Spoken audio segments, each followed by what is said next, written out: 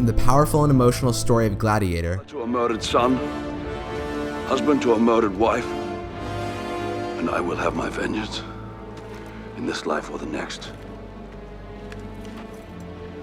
To the tale of pirates and monsters.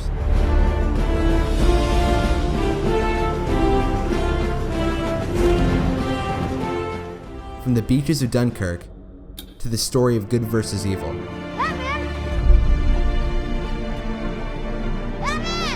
From the story of Earth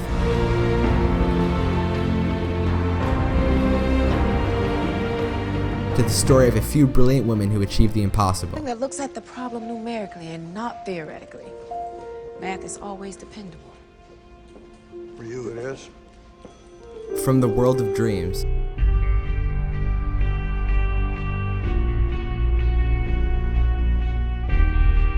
to a story about a father and a son. Look at the stars.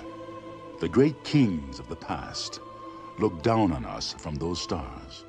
From the cosmos to Madagascar, Hans Zimmer has been there along the way to translate the world of the film into a musical voice. As Danny Elfman once said, there is only one rule in film scoring. There are no rules. And the only way to push things forward is to be rebellious and invent. So when Hans approaches every single project, there is a conscious decision that he makes to do something different than anything he has done before.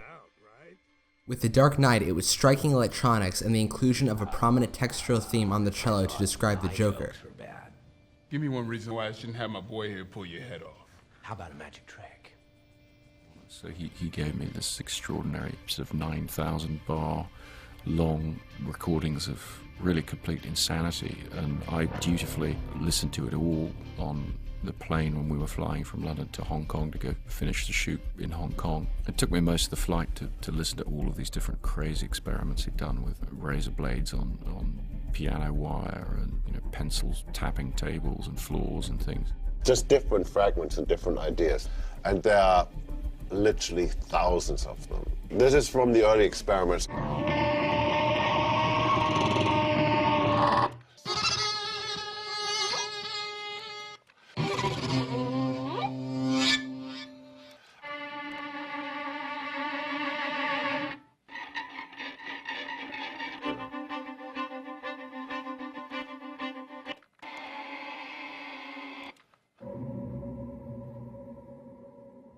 In Man of Steel, it was putting 12 drummers in a room and conducting a mad storm of percussion.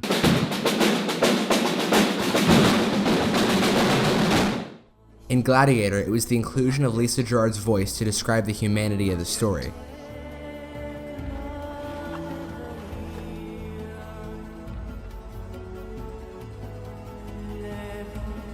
It's proving that it doesn't take more than 5 chords to make one of the most brilliant pieces of film music of all time.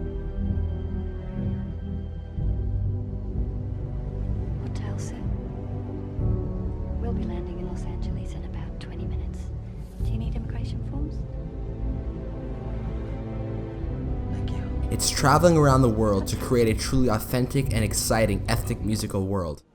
Hans has done it again and again. Although the only way to truly go full throttle into the unknown and to attempt what has not been attempted is to, as Hans says, be fully prepared to fail and to make mistakes. One of the most prominent qualities of Hans Zimmer, and this is a quality that we ourselves could learn from, is the simple fact that he works hard. Very, very hard.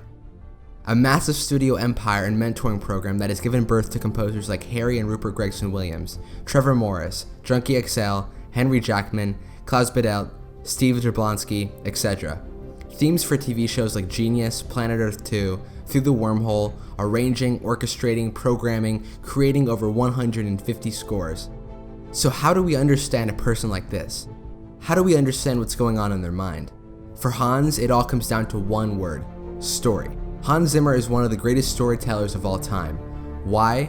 Because he doesn't smack the viewer in the face with emotion. He opens up the door so that the viewer can feel emotion. He takes a film like Interstellar, which is supposed to be and is a gigantic sci-fi extravaganza, but he makes it about the father and the daughter.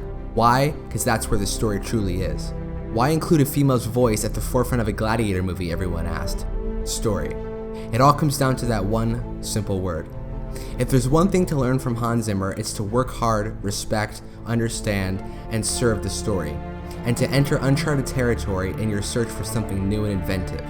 Thanks for joining me on this episode of Inside the Mind, and I'll see you next time.